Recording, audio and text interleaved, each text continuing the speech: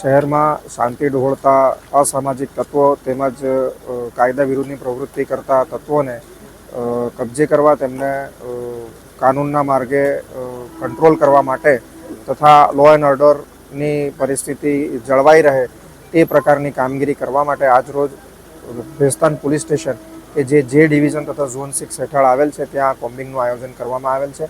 મહેરબાન police commissioner સાહેબની સૂચના મુજબ તેમજ sector 2 joint police commissioner Shri કે એન ડામોર સાહેબ તથા ઝોન 6 ડીસીપી શ્રી રાજેશ પરમાર સાહેબનાઓની આગેવાનીમાં આ કોમ્બિંગનું આયોજન થયેલ છે. એ આયોજનનો અમારો હેતુ વિસ્તારમાં રહેતા માથાભારે તત્વો કે ગુનાહિત તત્વો કે જે કાયદા વિરોધી પ્રવૃત્તિ કરતા હોય તેમને એ બાબતની બીક પેશે કે પોલીસ અડધી રાત્રે પણ આવીને એમને ચેક કરશે. એટલું જ નહીં, પણ વિસ્તારમાં જો કોઈ આવી પ્રવૃત્તિ ચાલતી હોય તો પોલીસ સતત નિગેબાન છે અને અડધી રાત્રે પણ આવી પ્રકારની પ્રવૃત્તિઓને નાથવા ડામવા માટે પોલીસ સતત કાર્યશીલ છે. એ અમારા કોમ્બિંગનો હેતુ છે.